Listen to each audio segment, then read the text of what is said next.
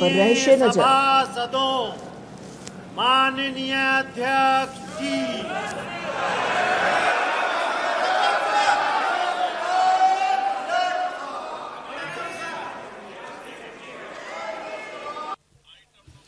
Item સંખ્યા 1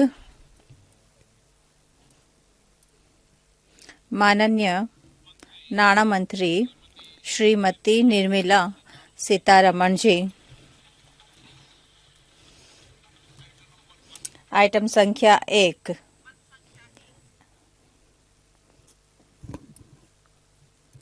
મહોદય, આપની અનુમતિથી હું સભાના પટલ પર નિમ્નલિખિત પત્ર હિન્દી ઇંગ્લિશનો અનુવાદ 231ની હેઠળ જે અહેવાલ 26/31 વોલ્યુમ 1 મેઇન અહેવાલ જે 16મા નાણાકીય આયોગની છે, બીજો અહેવાલ જે 26/31 વોલ્યુમ 2 અનુબંધ જે 16મા નાણાં આયોગનો છે, નંબર 3 હું તેમાં એક મેમોરેન્ડમ જ્યાં સુધી શું કાર્યવાહી વૃત્તાંત છે જે કરવામાં આવ્યું છે તે અહેવાલમાં પ્રસ્તુત કરું છું ગૃહના પટલ પર. મત સંખ્યા 2 માનનીય નાણામંત્રીજી.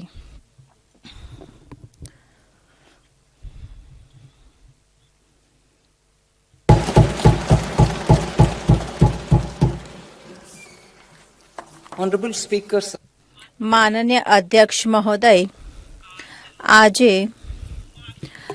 માઘ પૂર્ણિમાના આ પવિત્ર તક પર ગુરુ રામદાસજીના જન્મ અવસર પર હું વર્ષ 2026-27 માટે બજેટ પ્રસ્તુત કરું છું. મહોદય, 12 વર્ષ પૂર્વે જ્યારે અમે કાર્યભાર સંભાળ્યો હતો ત્યારે ભારતની આર્થિક વ્યવસ્થાનો માર્ગ સ્થાયિત્વ, રાજકોષીય અનુશાસન, સતત વિકાસ અને ઓછી મુદ્રાસ્ફીતિથી ચિહ્નિત રહ્યું છે, ત્યાં સુધી કે ઘોર અનિશ્ચિતતાઓ અને વ્યવધાનોના સમય પર પણ અમારા દ્વારા ચૂંટવામાં આવેલ વિકલ્પો સ્વરૂપ તે સંભવ થઈ શક્યું છે. માનનીય પ્રધાનમંત્રી શ્રી નરેન્દ્ર મોદીજીના નેતૃત્વમાં અમારી સરકારે નિર્ણાયક રૂપે નિરંતર સંશયના સ્થાન પર કાર્યવાહી અને વ્યાગપૂર્ણતાના કાર્ય પર સુધાર અને લોક લુભાવન દેખાવાના સ્થાને જનહિતને પ્રાથમિકતા આપી છે. અમે લોક નિવેશને પર વધારે ભાર મૂકીને દૂરદર્શી માળખાનો સુધાર થાય રાજકોષીય મૌદ્રિક સ્થિરતાનું અનુસરણ કર્યું છે. આત્મનિર્ભર ભારતને પોતાનું લક્ષ્ય માનીને અમે ઘરેલું વિનિર્માણ ક્ષમતા, ઉર્જા સુરક્ષાનું નિર્માણ પણ કર્યું છે અને મહત્વપૂર્ણ ઉત્પાદન માટે આયાત ઉત્પાદનને ઓછું કર્યું છે અને રોજગાર સૃજન, કૃષિ ઉત્પાદન અને પરિવારોની શક્તિ અને લોકો માટે સર્વવ્યાપી સેવાઓની સહાયતા હેતુ માટે સુધાર કરીને તે સુનિશ્ચિત કર્યું છે કે ભારતના પ્રત્યેક કાર્યનો લાભ નાગરિકોને પ્રાપ્ત થઈ શકે. આ ઉપાયોથી લગભગ 7% ઉચ્ચ વિકાસ દર પ્રાપ્ત થયો છે અને તેનાથી અમને ગરીબીને ઓછી કરવાનો અને અમારા લોકોના જીવનમાં સુધાર લાવવા માટે કડક પગલાં ભરવામાં મદદ પ્રાપ્ત થઈ છે. આજે અમે એક ભારે પરિસ્થિતિનો સામનો કરી રહ્યા છીએ જેમાં વ્યાપાર અને બહુપક્ષીય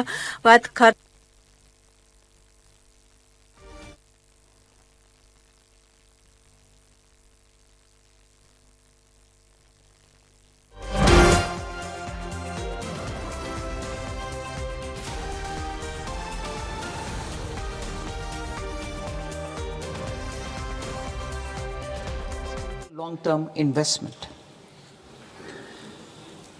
As I begin Part A, I want to express my gratitude to the people for standing firmly with us as we forge our way together towards becoming one of the largest economies of the world.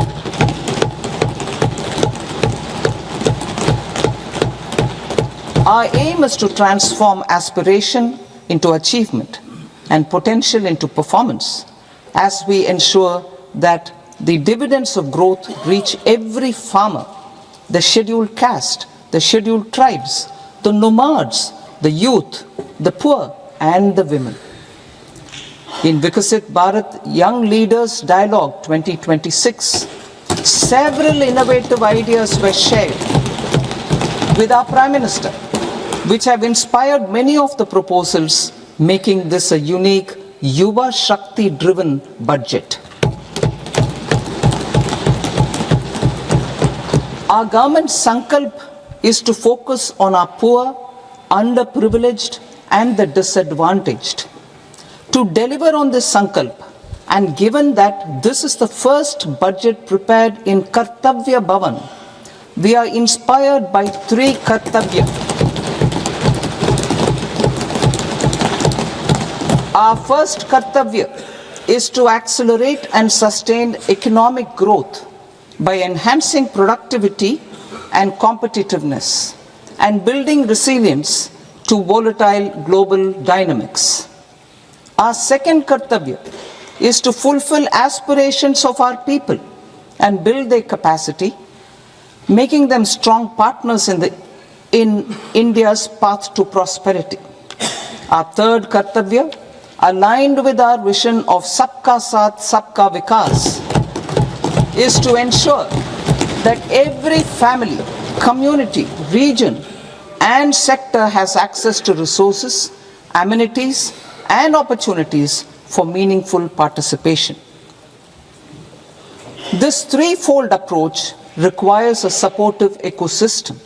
The first requirement is to sustain the momentum of structural reforms, continuous, adaptive and forward-looking. Second, a robust and resilient financial sector is central to mobilizing savings, allocating capital efficiently and managing risks. Third, cutting-edge technologies, including AI applications, can serve us as force multipliers for better governance. Reform Express.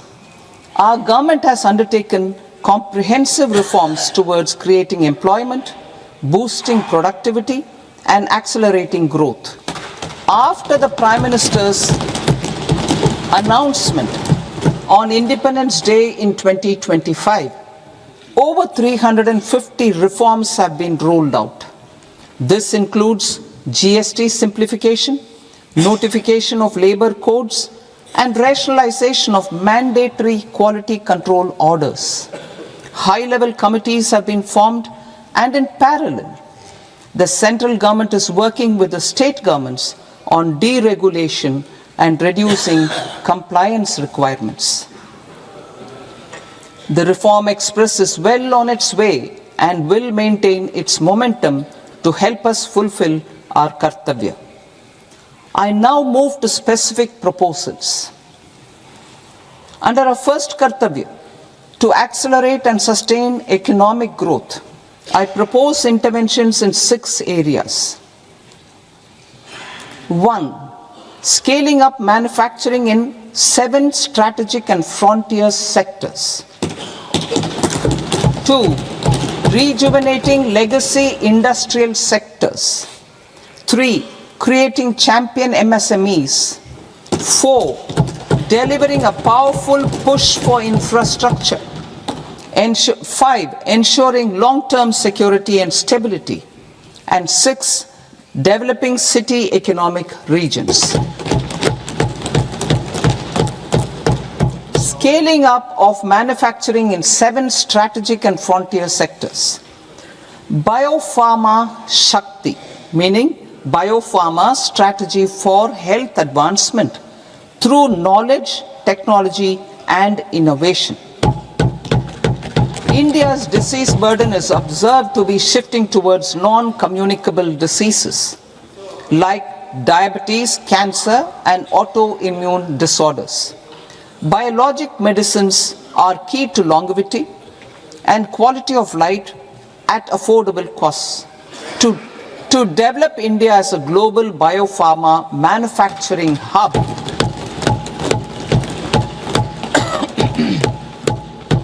I propose the Biopharma Shakti with an outlay of 10,000 crores over the next 5 years. This will build the ecosystem for domestic production of biologics and biosimilars.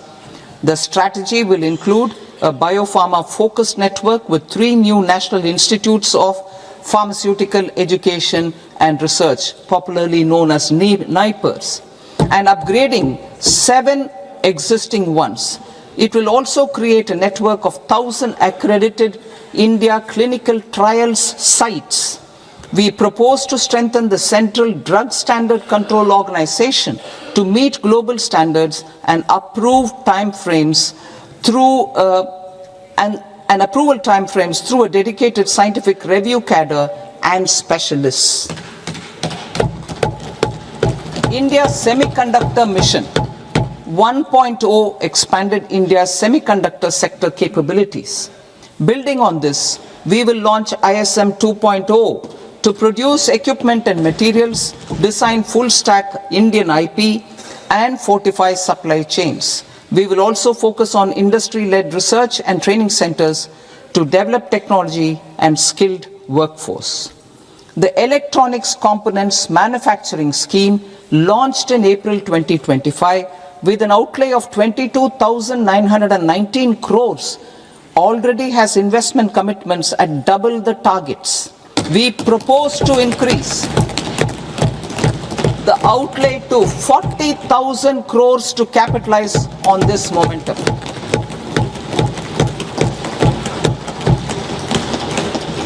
A scheme for rare earth permanent magnets was launched in 2025 November. We now propose to support the mineral-rich states of Odisha, Kerala, Andhra Pradesh and Tamil Nadu to establish dedicated rare earth corridors to promote mining, processing, research and manufacturing. To enhance domestic chemical production and reduce import dependency, we will launch a scheme to support states in establishing 3 dedicated chemical parks through challenge route on a cluster-based plug-and-play model. Strong capital goods.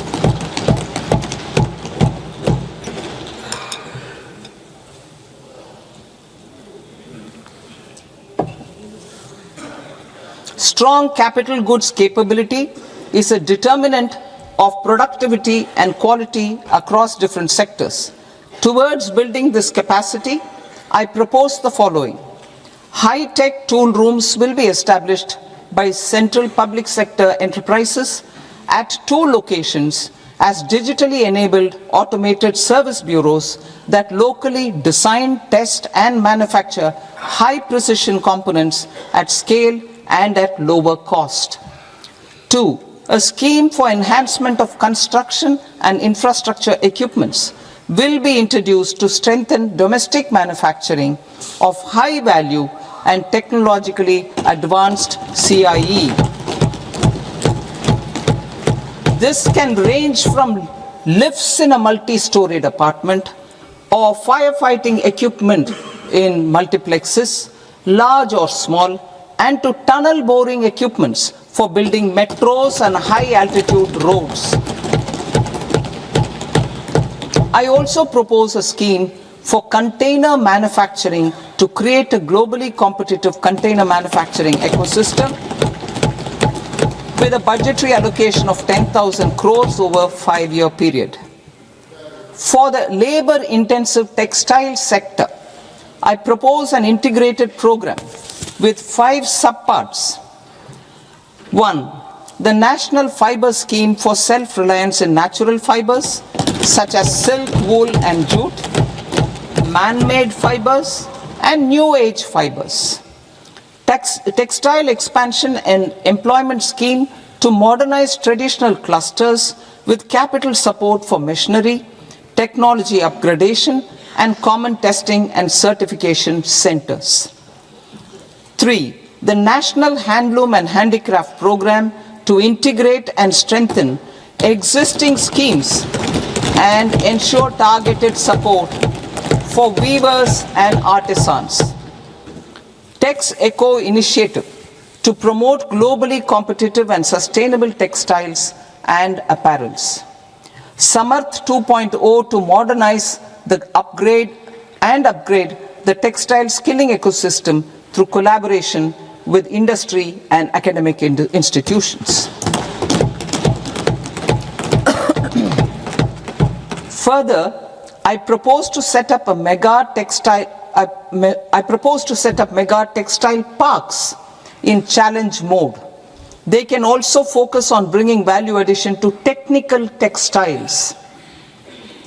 I propose to launch the Mahatma Gandhi Gram Swaraj initiative to strengthen khadi, handloom and handicrafts.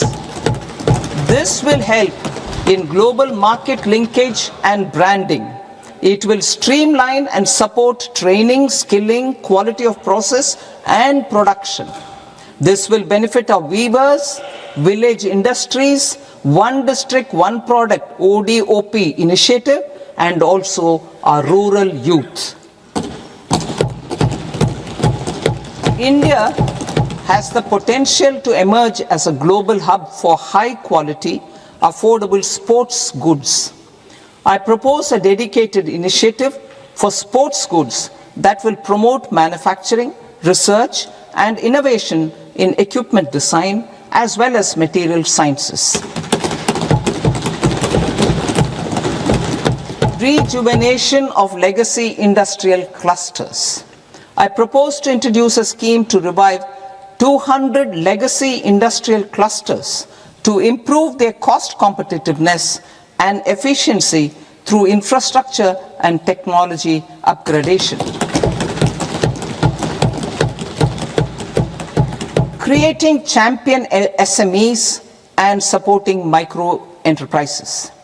Recognizing MSMEs as a vital engine of growth, I propose a three-pronged approach to help them grow as champions. Equity support. I propose to introduce a dedicated 10,000 crores SME growth fund to create future champions, incentivizing enterprises based on select criteria. I also propose to top up the Self-Reliant India Fund set up in 2021 with 2,000 crores to continue support to micro enterprises and maintain their access to risk capital. Liquidity support. With TREDS, more than 7 lakh crore has been made available to MSMEs. To leverage its full potential, I propose 4 measures. 1. Mandate TREDS as the transaction settlement platform for all purchases from MSMEs by CPSEs, serving as a benchmark for other corporates. 2. Introduce a credit guarantee support mechanism through CGT-MSE for invoice discounting on TREDS platform. 3. Link GEM with TREDS for sharing information with financiers about government purchases from MSMEs, encouraging cheaper and quicker financing. 4. Introduce TREDS receivables as asset-backed securities, helping develop a secondary market, enhancing liquidity and settlement of transactions. Professional support. Government will facilitate professional institutions such as the ICAI, ICSI, ICMAI to design short-term modular courses and practical tools to develop a cadre of corporate mitras, especially in Tier 2 and Tier 3 towns. These accredited para-professionals will help MSMEs meet compliance requirements at affordable costs.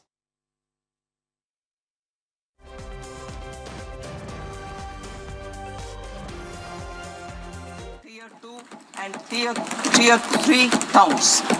These accredited para-professionals will help MSMEs meet compliance requirements at affordable costs.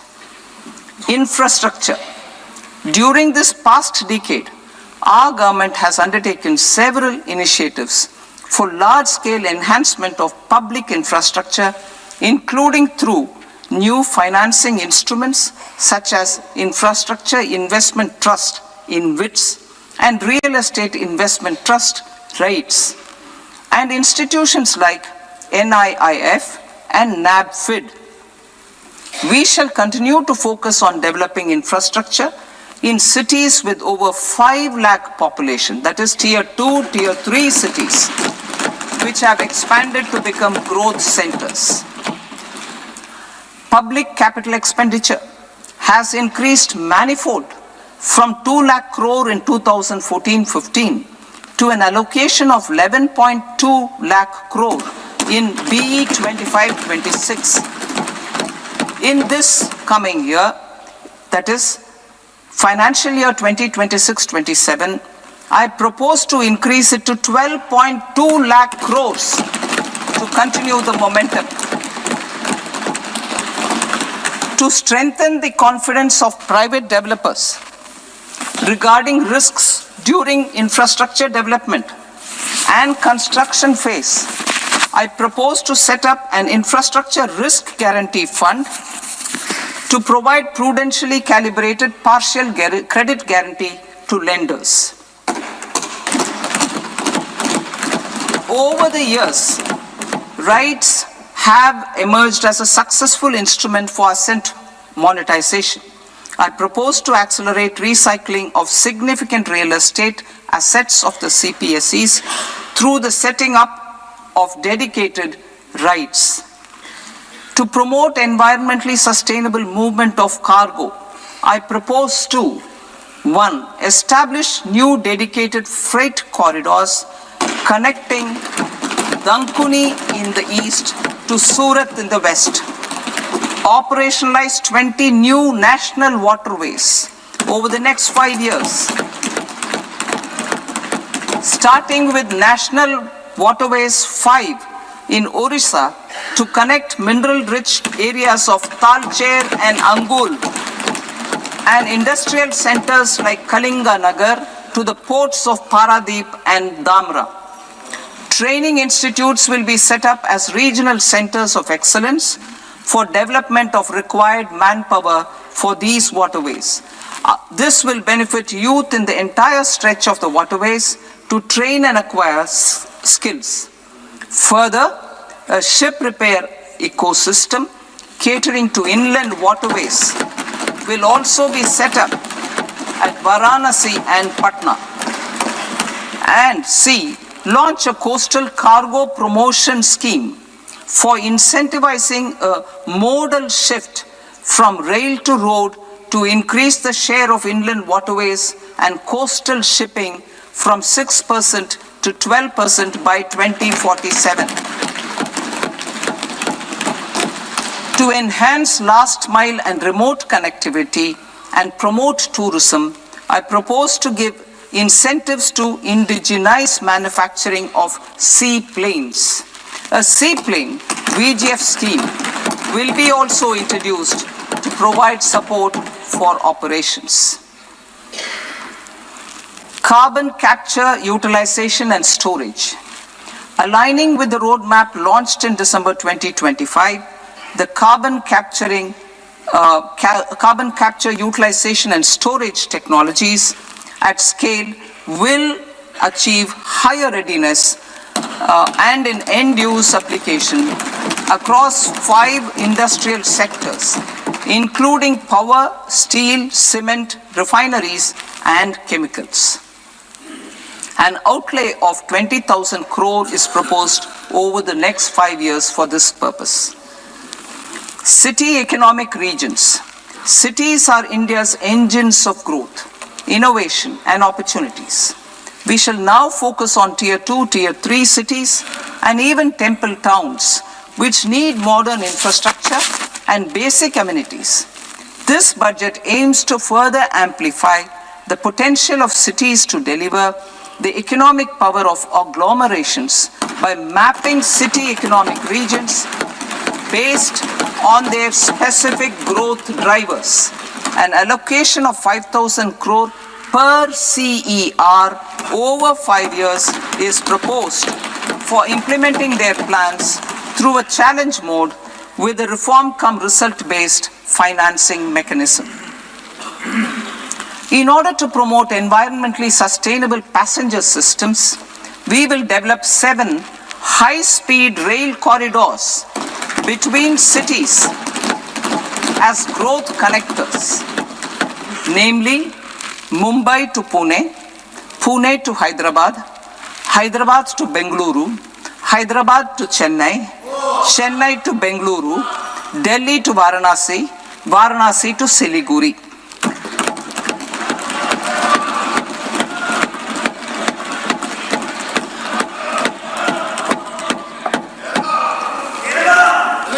Financial sector. The Indian banking sector today is characterized by strong balance sheet, historic highs in profitability, improved asset quality, and coverage exceeding 98% of villages in the country. At this juncture, we are well placed to futuristically evaluate the measures needed to continue on the path of reform-led growth of this sector. I propose setting up a high-level committee on banking for Vikasit Bharat. High-level committee on banking for Vikasit Bharat to comprehensively review the sector and align it with India's next phase of growth, while safeguarding financial stability, inclusion, and consumer protection. The vision for NBFCs for Vikasit Bharat has been outlined with clear targets for credit disbursement and technology adoption in order to achieve scale and improve efficiency in the public sector NBFCs. As a first step, it is proposed to restructure the Power Finance Corporation and Rural Electrification Corporation. I propose a comprehensive review of the foreign exchange management non-debt instruments rules to create a more contemporary, user-friendly framework for foreign investments consistent with India's evolving economic priorities. Corporate bond market. I propose to introduce a market-making framework with suitable access to funds and derivatives on corporate bond indices. I also propose to introduce total return swaps on corporate bonds. Municipal bonds. To encourage the issuance of municipal bonds of higher value by larger cities, I propose an incentive of 100 crore rupees for a single bond issuance.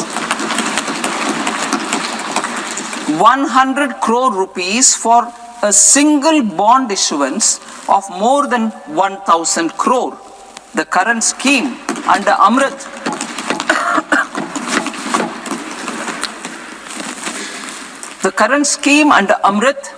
which incentivizes issuances up to 200 crores only, will also continue to support smaller and medium towns. That will also continue to support the smaller and medium towns. Ease of doing business. Individual persons resident outside India, PROI, will be permitted to invest in equity instruments of listed Indian companies through the portfolio investment scheme.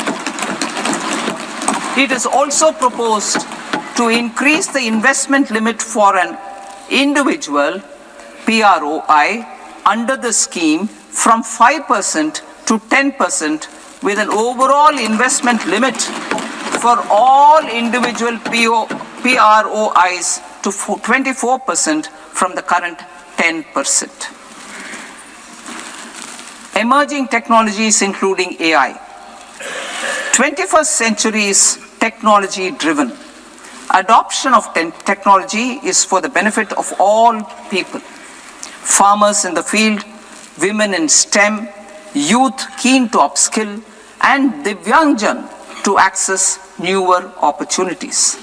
The government has taken several steps to support new technologies through AI Mission, National Quantum Mission, Anusandhan National Research Fund, and Research and Development and Innovation Fund.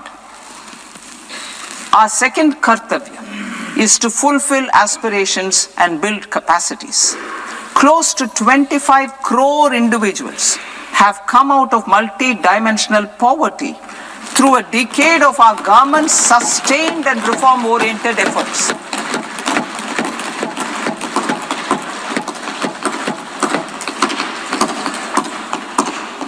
Our government has therefore decided to place a renewed emphasis on the service sector to provide a pathway to fulfilling aspirations of a youthful India with the following measures. I propose to set up a high-powered Education to Employment and Enterprises Standing Committee to recommend measures that focus on services sector as a core driver of Vikasit Bharat. This will make us a global leader in services with a 10% global share by 2047. The committee will prioritize areas to optimize the potential for growth, employment, and exports. They will also assess the impact of emerging technologies, including AI, on jobs and skill requirements and propose measures thereof.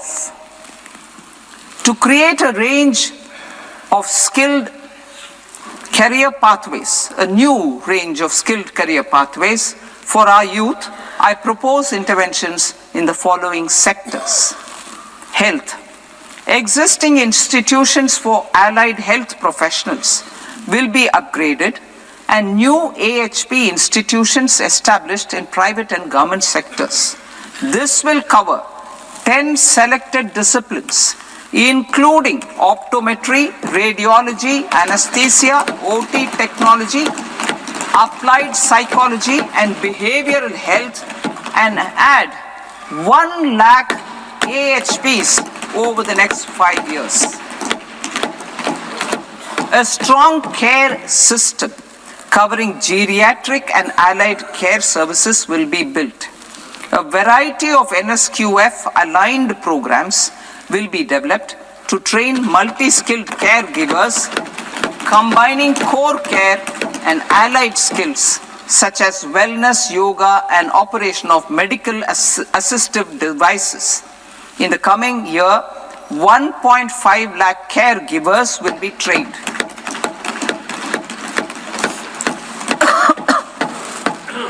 Hubs for medical value tourism.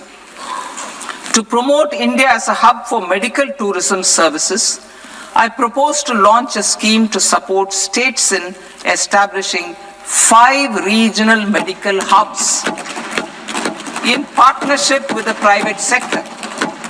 These hubs will serve as integrated healthcare complexes that combine medical, educational, and research facilities. They will have Ayush centers, medical value tourism facilitation centers, and infrastructure for diagnostics, post-care, and rehabilitation. These hubs will provide diverse opportunities, job opportunities for health professionals, including doctors and AHPs. Ancient Indian yoga, already respected in several parts of the world, was given a mass global recognition when Honorable Prime Minister took it to the UN. Post-COVID, Ayurveda gained a similar global acceptance and recognition. Exporting quality Ayurveda products helps farmers who grow the herbs and youth who process the products. To meet growing global demand, a few more steps are being taken. I propose to 1. Set up 3 new All India Institutes of Ayurveda. 2. Upgrade Ayush pharmacies and drug testing labs for higher standards of certification ecosystem and make available more skilled personnel. 3. Upgrade the WHO Global Traditional Medicine Center in Jamnagar to bolster evidence-based research, training, and awareness for traditional medicine. Animal husbandry. Livestock contributes to close to 16% of farm income, including of poor and marginal households. To scale up availability of veterinary professionals by more than 20,000, I propose to roll out a loan-linked capital subsidy support scheme for establishment of veterinary and para-veterinary colleges, veterinary hospitals, diagnostic laboratories, and breeding facilities in private sector. Collaboration between Indian and foreign institutions will also be facilitated. Orange economy. India's animation, visual effects, gaming and comics sector, AVGC sector, is a growing industry projected to require 2 million professionals by 2030. I propose to support the Indian Institute of Creative Technologies, Mumbai, in setting up AVGC content creator labs in 15,000 secondary schools all over the country and 500 colleges. The Indian design industry is expanding rapidly, and yet there is a shortage of Indian designers. I propose to establish, through Challenge Route, a new National Institute of Design to boost design education and development in the eastern region of India. Education. Our government will support states through Challenge Route in creating 5 university townships in the vicinity of major industrial and logistics corridors. These planned academic zones will host multiple universities, colleges and research institutions, skill centers and residential complexes. In higher education, STEM institutions, prolonged hours of study and laboratory work pose some challenges for girl students. Through VGF, Viability Gap Funding and capital support, one girls' hostel will be established in every district.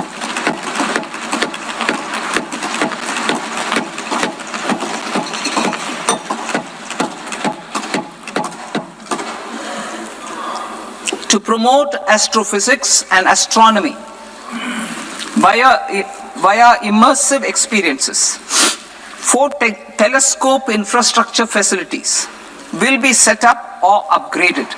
The National Large Solar Telescope, the National Large Optical Infrared Telescope, the Himalayan Chandra Telescope, and the Cosmos 2 Planetarium. Tourism. The tourism sector has the potential to play a large role in the employment generation, forex earnings, and expanding the local economy. I propose to set up a National Institute of Hospitality by upgrading the existing National Council for Hotel Management and Catering Technology. It will function as a bridge between academia, industry, and government.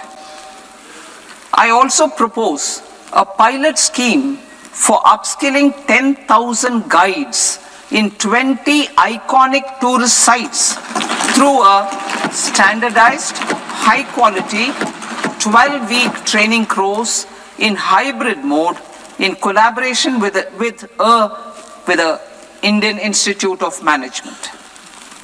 A national destination digital knowledge grid will be established to digitally document all places of significance, cultural, spiritual, and heritage.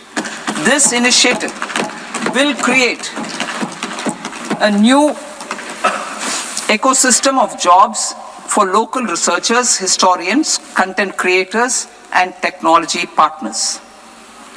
India has the potential and opportunity to offer world-class trekking and hiking experience. We will develop ecologically sustainable mountain trails in Himachal Pradesh, Uttarakhand, and Jammu Kashmir. Also in Araku Valley in the Eastern Ghats and Podigai Malai in the Western Ghats. Turtle trails along key nesting sites in the coastal areas of Odisha, Karnataka and Kerala. And 3, bird watching trails along the Pulikat Lake in Andhra Pradesh, Tamil Nadu. It's on the border. Under the visionary leadership of Honorable Prime Minister, we established the International Big Cat Alliance in 2024.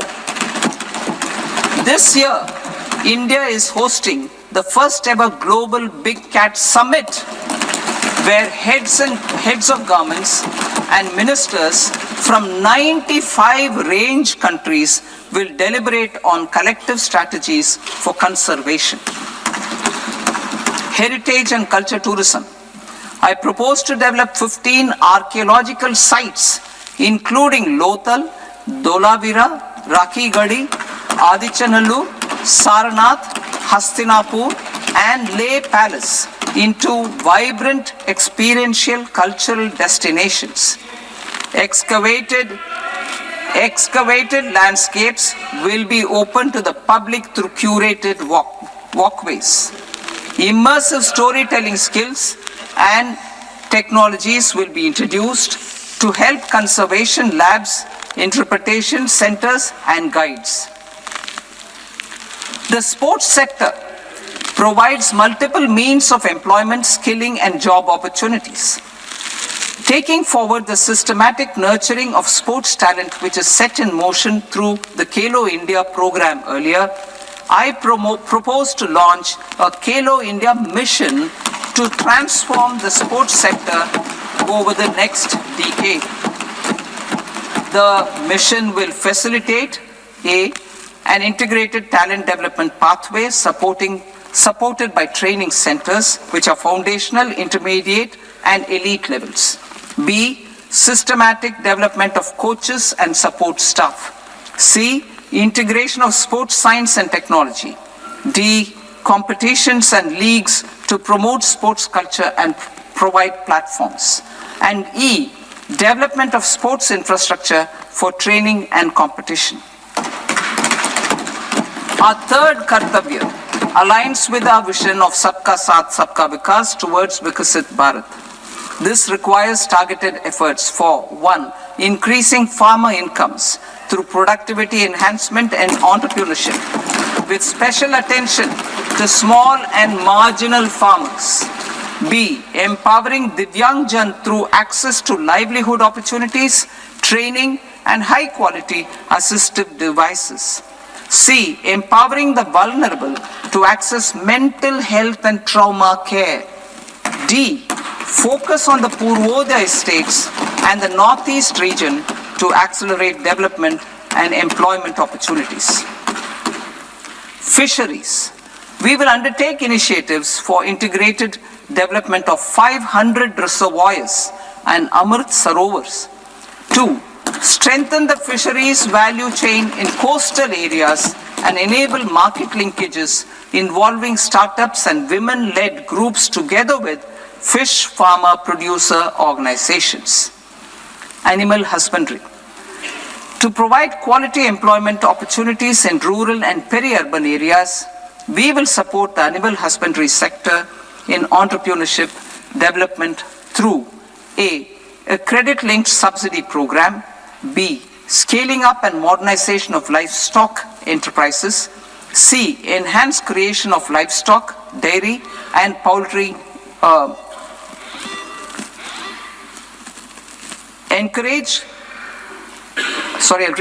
enhanced creation of livestock, dairy, and poultry-focused integrated value chains, and D, encourage creation of livestock farmer-producer organizations. High-value agriculture.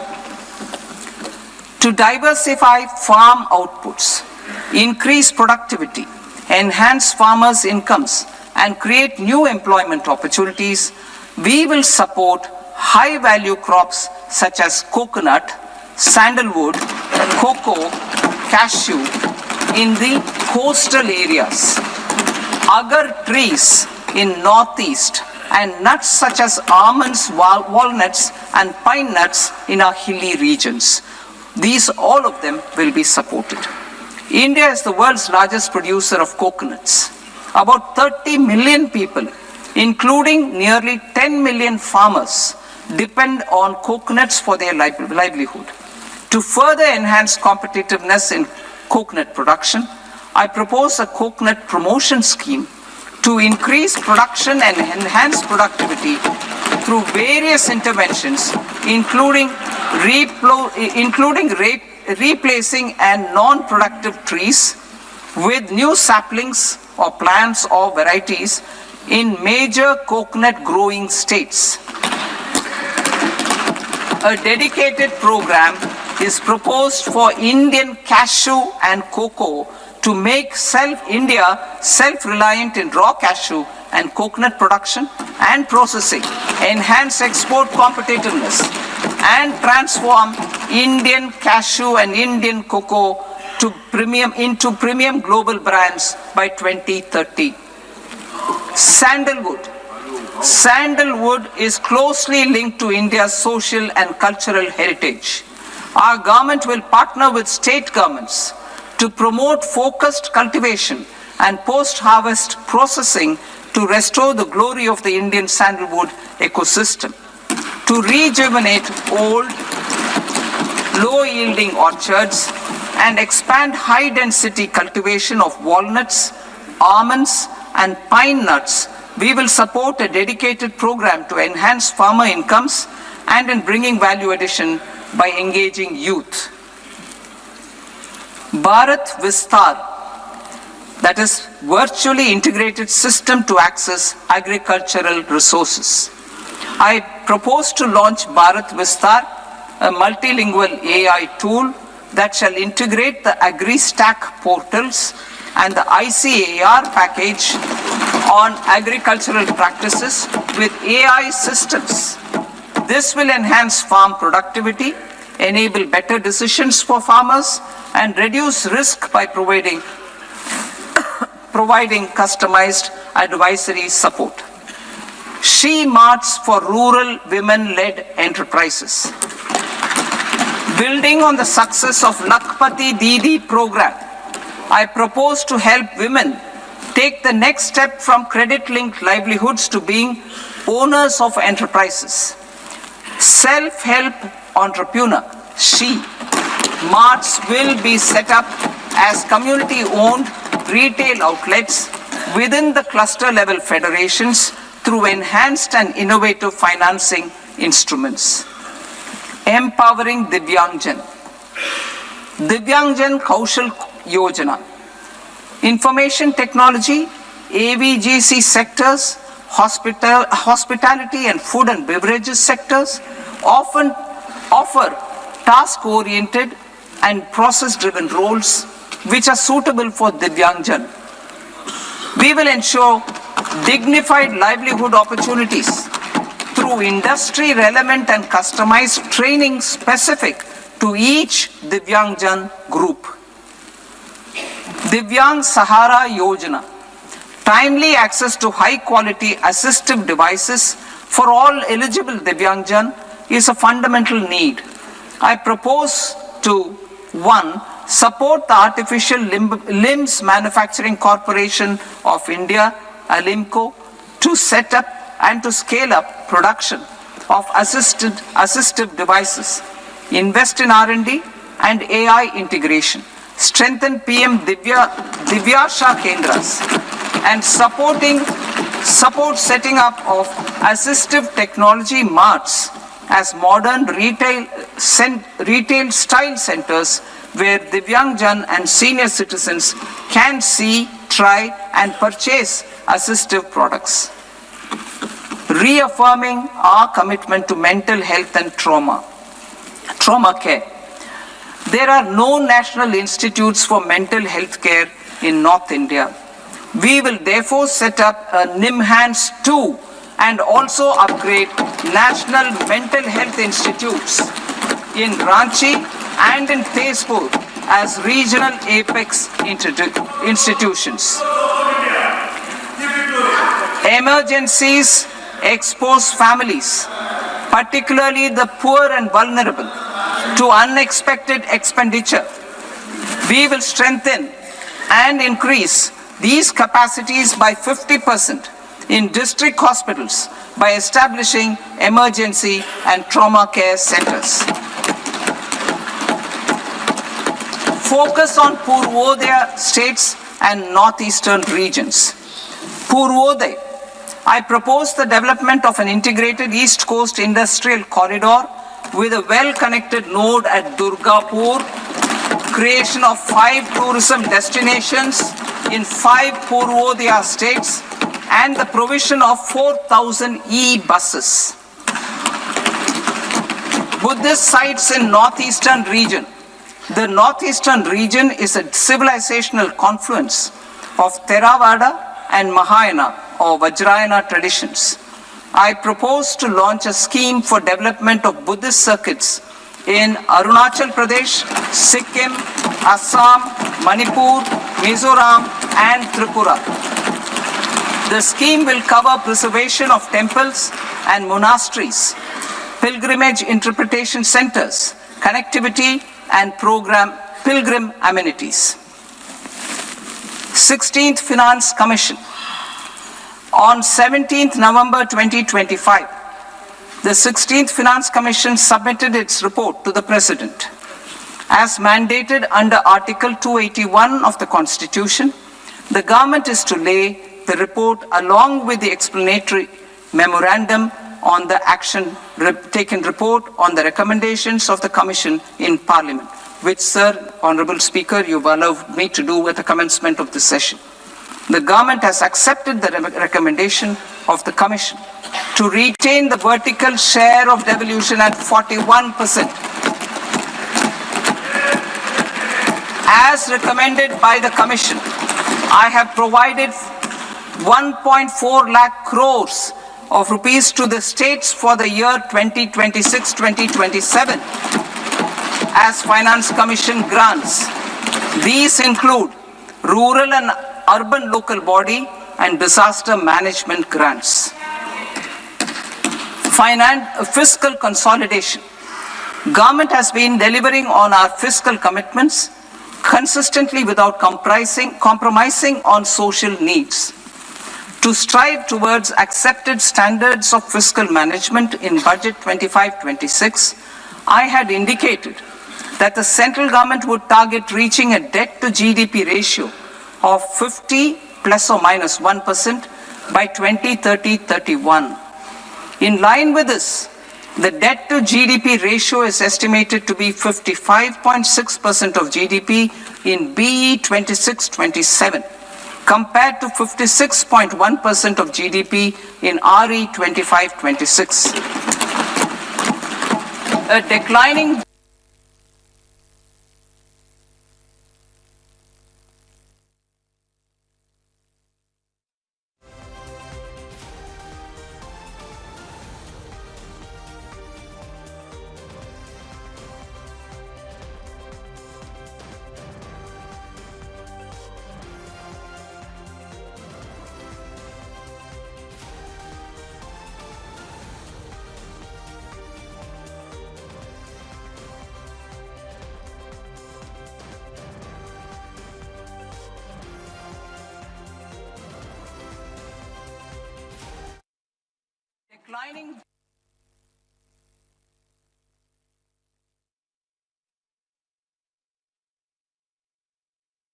25-26.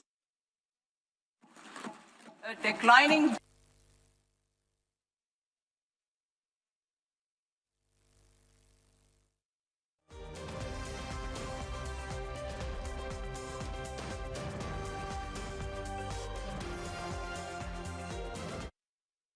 the capital expenditure is about 11 lakh crores. Budget estimates 2026 to 2027. Coming to 26-27, the non-debt receipts and the total expenditure are estimated as 36.5 lakh crore and 53.5 lakh crore respectively. The centre's net tax receipts are estimated at 28.7 lakh crore rupees. To finance the fiscal deficit, the net market borrowings from dated securities are estimated at 11.7 lakh crore rupees. The balance financing is expected to come from small savings and other sources. The gross market borrowings are estimated at 17.2 lakh crore rupees. I'll now move to Part B. Part B, direct taxes.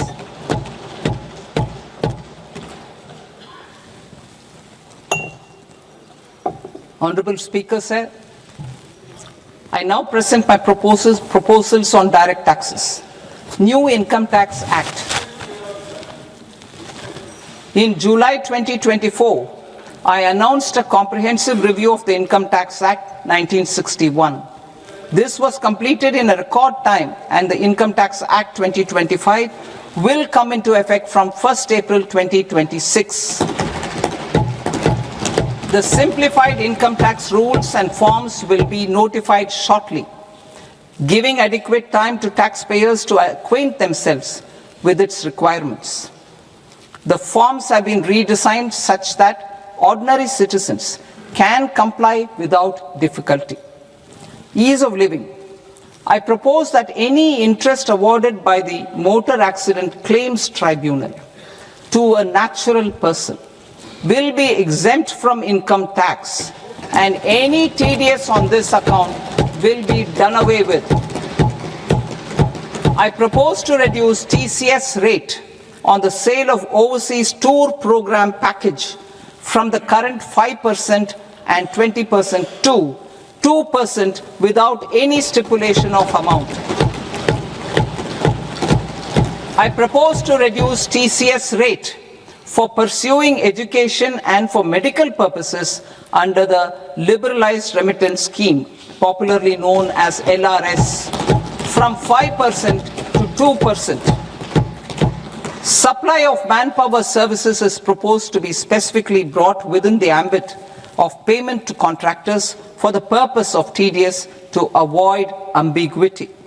Thus, TDS on these services will be at the rate of either 1% or 2% only.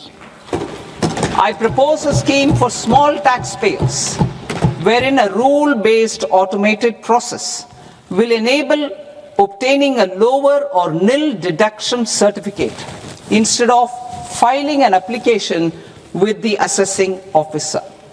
For the ease of taxpayer holding securities in multiple companies, I propose to enable depositories to accept Form 15G or Form 15H from the investor and provide it directly to various relevant companies.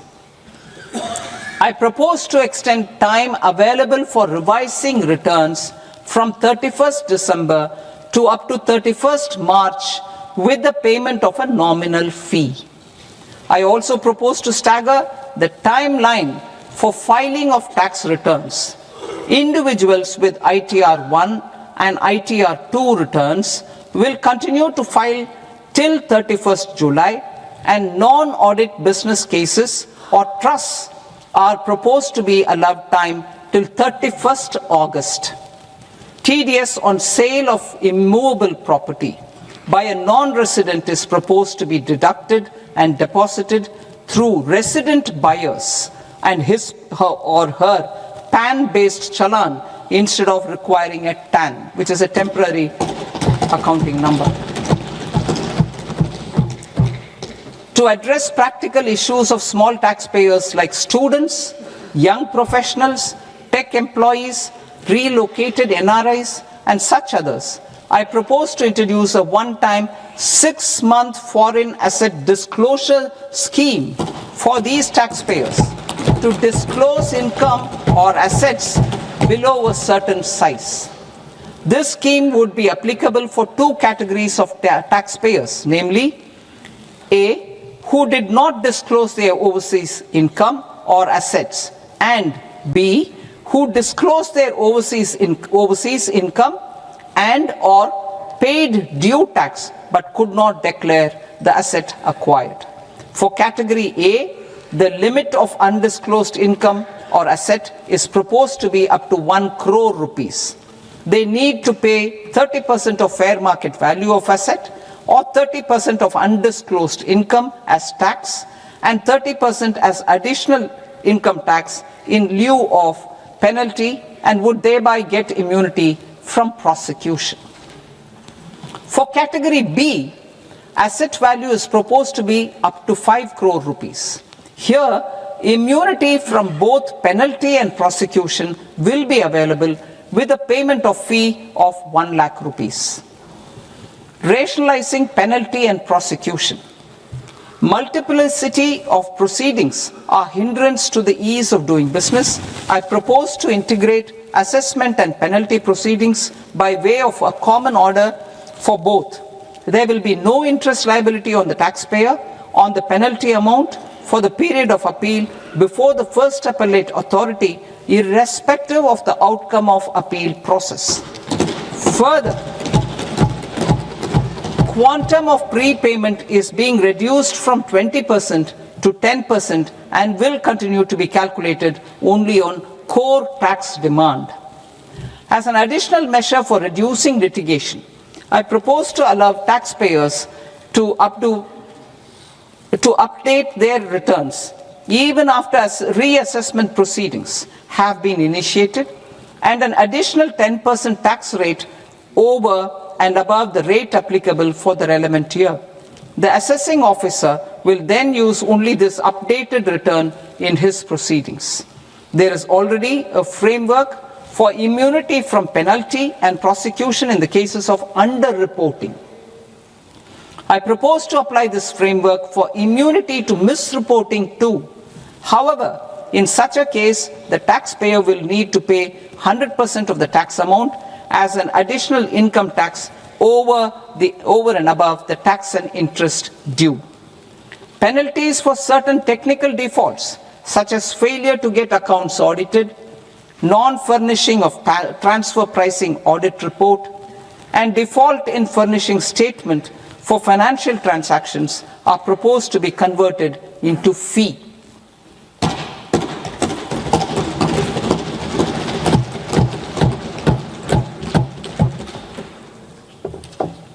I propose to rationalize prosecution framework under Income Tax Act while maintaining a careful balance for deterrence in some serious offence. Non-production of books of account and documents and requirement of TDS payment where payment is made in kind are being decriminalized. Further, minor offences will attract fine only. The remaining prosecutions will be graded commensurate with the quantum of offence. They will entail only simple imprisonment with maximum imprisonment reduced to 2 years and power to courts to convert even those into fines. There is no penalty. There is no penalty presently for non-disclosure of non-immovable foreign assets with aggregate value less than 20 lakh rupees. I propose to also provide them with immunity from prosecution with retrospective effect from 1/10/2024.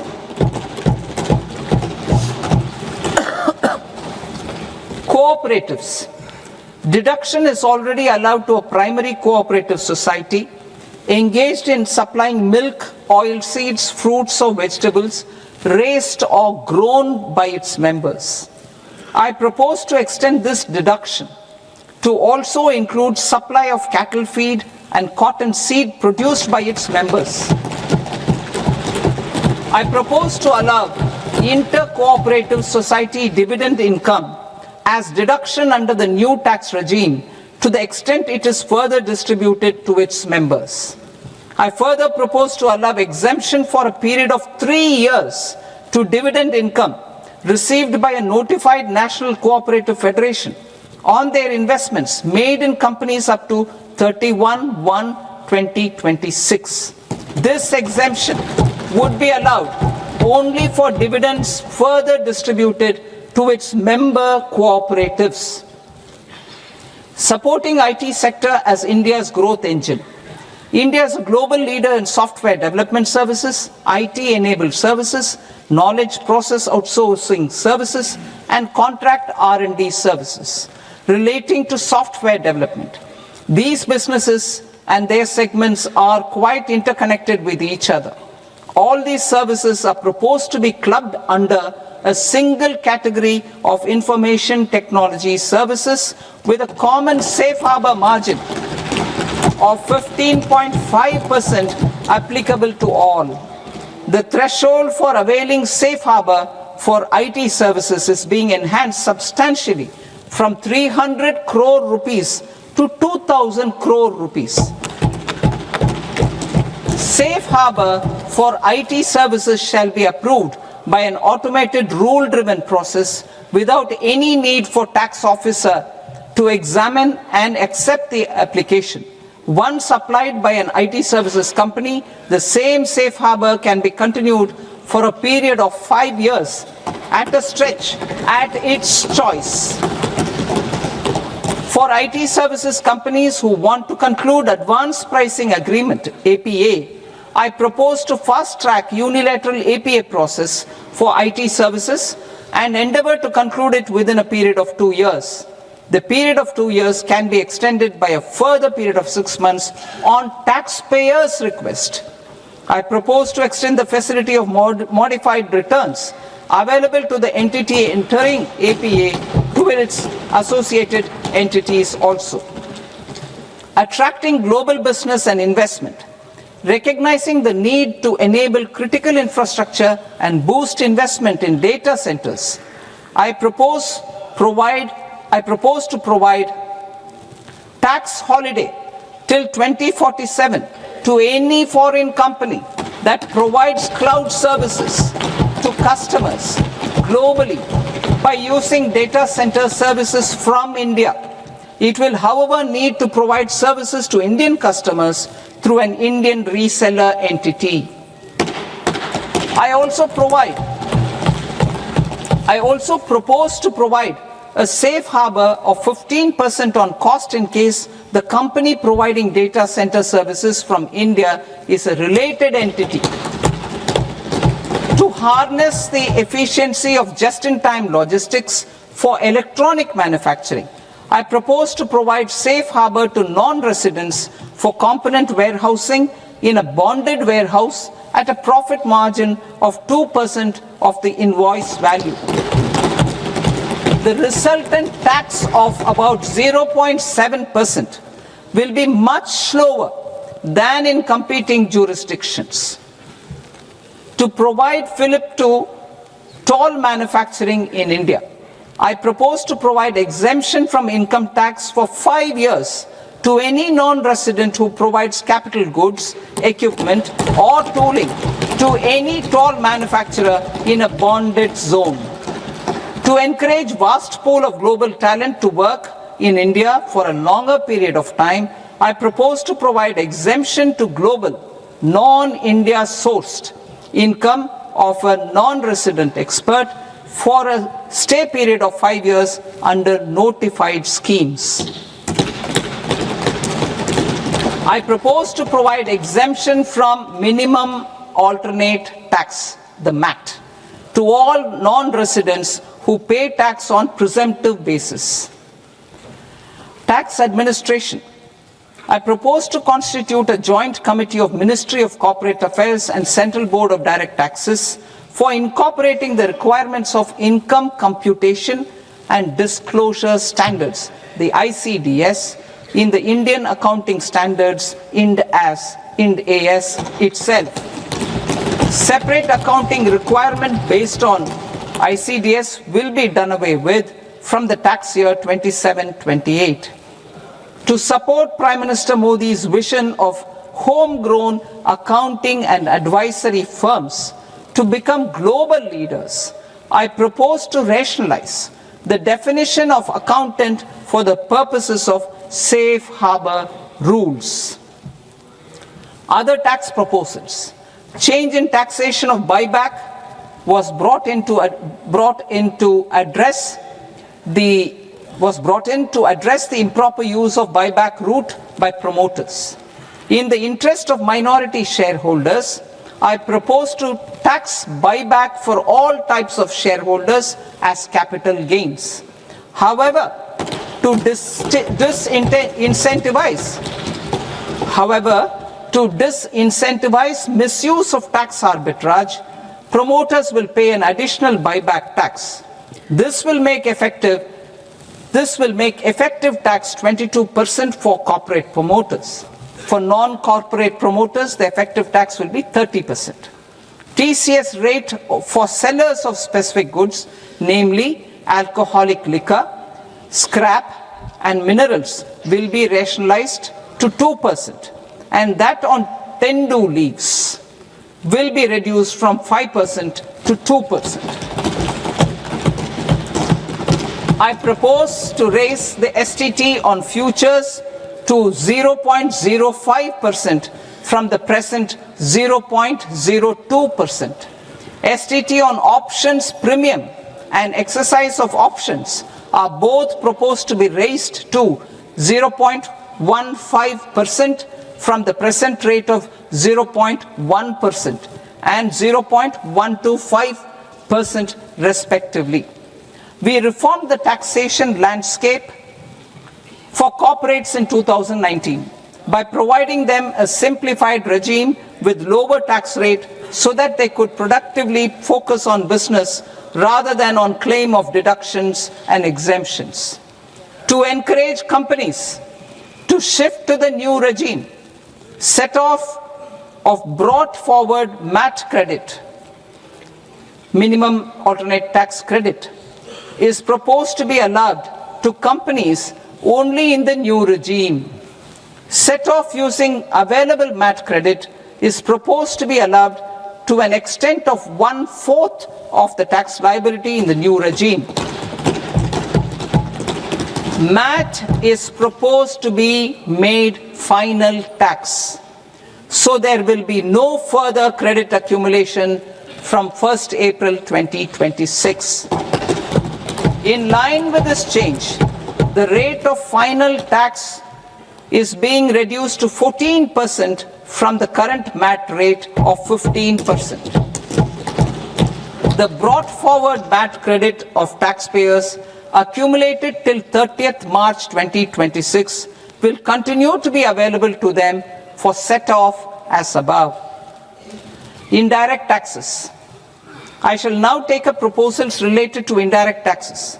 My proposals for customs and central excise aim to further simplify the tariff structure, support domestic manufacturing, promote export competitiveness, and correct inversion in duty.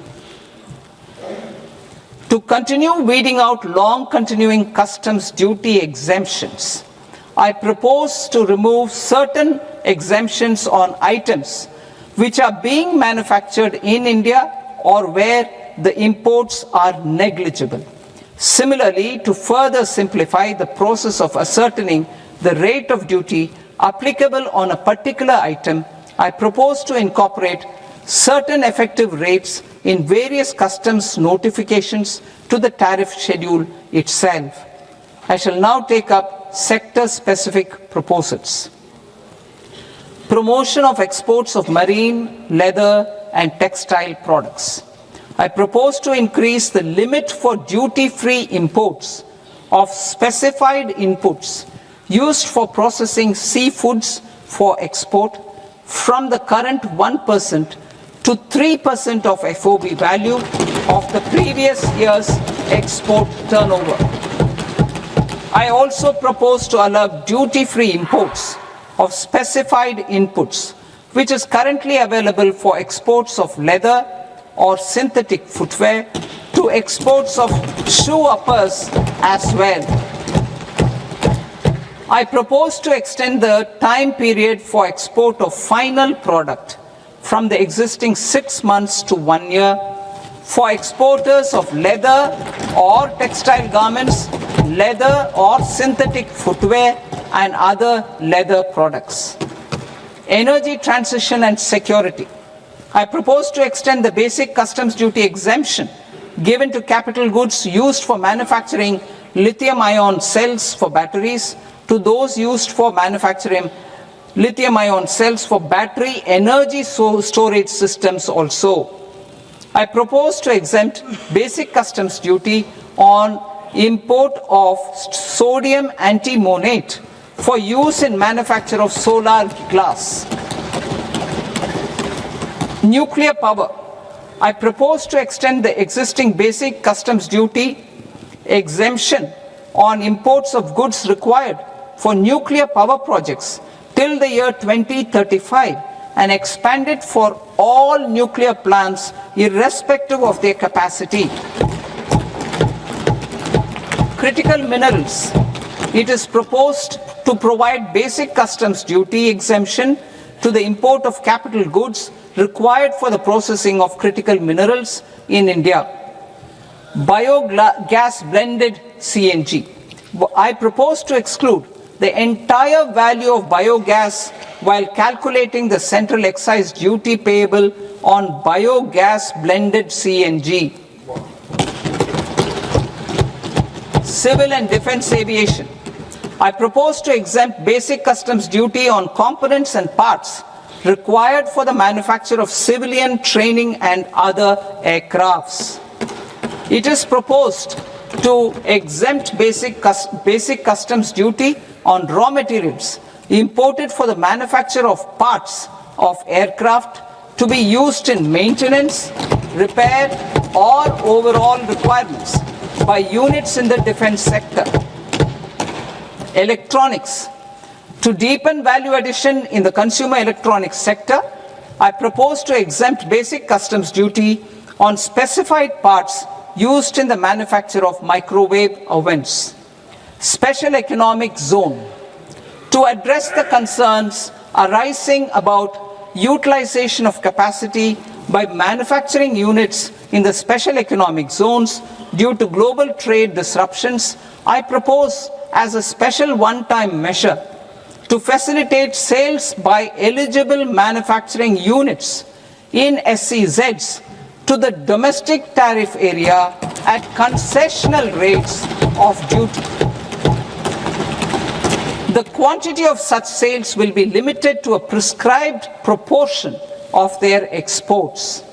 Necessary regulatory changes will be undertaken to operationalize the measures while ensuring level playing field for the units working in the DTA. Ease of living. To rationalize the customs duty structure for goods imported for personal use, I propose to reduce the tariff rate on all dutiable goods imported for personal use from 20% to 10%. To provide relief to patients, particularly those suffering from cancer, I propose to exempt basic customs duty on 17 drugs or medicines. I propose also to add 7 more rare diseases for the purposes of exempting import duties on personal imports of drugs, medicines, and food for special medical purposes used in their treatment. Customs process. India's role and share in the global trade is poised for a major leap in line with our ambition and journey towards Viksit Bharat. In this regard, I propose many measures for custom processes to have minimal intervention for smoother and faster movement of goods and greater certainty to the trade. Trust-based systems. I propose to enhance duty deferral period for Tier 2 and Tier 3 authorized economic operators, known as AEOs, from 15 days to 30 days. I propose to provide eligible manufacturer importers the same duty deferral facility. This should encourage them to get themselves accredited as a full-fledged Tier 3 AEO in due course. To provide greater certainty and for better business planning, I propose to extend validity period of advance ruling binding on customs from the present 3 years to 5 years. In the spirit of the whole of government approach,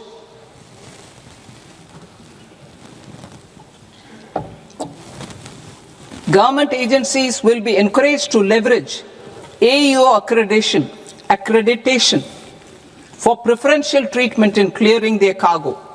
Regular importers with trusted long-standing supply chains will be recognized in the risk system so that the need for verification of their cargo every time can be minimized. Export cargo using electronic sealing. Export cargo using electronic sealing will be provided through clearance from the factory premises to the ship. For import of goods not needing any compliance, filing of bill of entry by a trusted importer and arrival of goods will automatically notify customs for completing their clearance formalities. This will enable goods to be released immediately on arrival. The customs warehouse framework will be transformed into a warehouse operator-centric system with a self-declarations, electronic tracking, and risk-based audit. These reforms will move away from the current system of officer-dependent approvals and reduce transaction delays and compliance costs. Ease of doing business.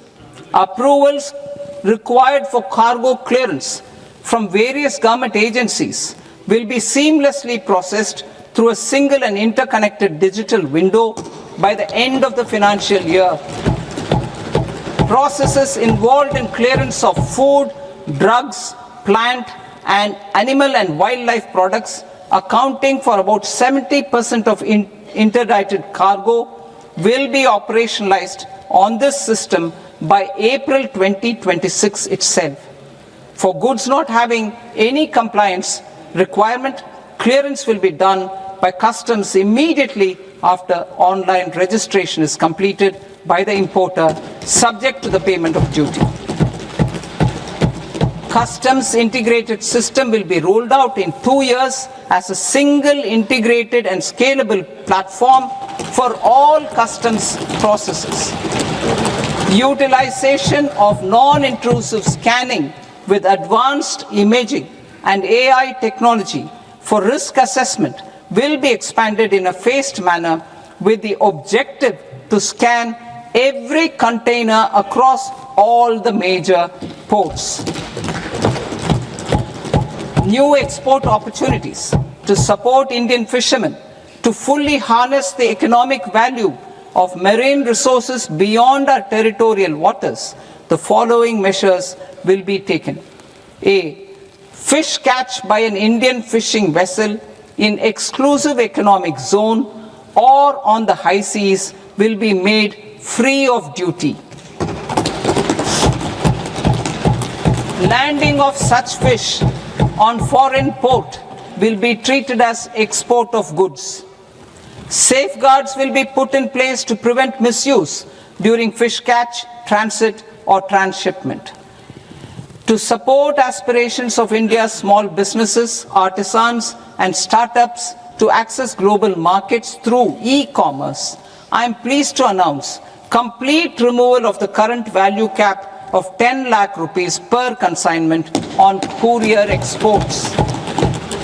In addition, handling of rejected and returned consignments will be improved with effective use of technology for identifying such consignments. I propose to revise provisions governing baggage clearance during international travel to address genuine concerns of passengers. The revised rules will enhance duty-free allowances in line with the present-day travel realities and provide clarity in temporary carriage of goods brought in or taken out. There are honest taxpayers who are willing to settle disputes by paying all their dues, but they get deterred due to negative connotation associated with penalty. They will now be able to close cases by paying an additional amount in lieu of penalty. Honorable Speaker, sir, with this, I commend the budget to this august House. Jai Hind.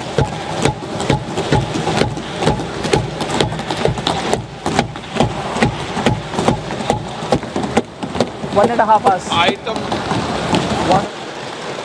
Item number 3 माननीय वित्त मंत्री जी।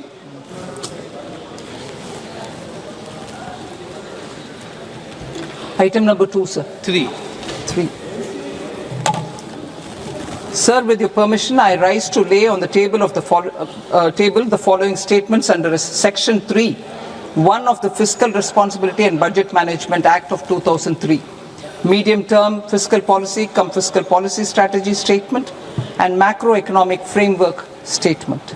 Item number 4 माननीय वित्त मंत्री जी। Sir, with your permission, I move for leave to introduce the Finance Bill 2026.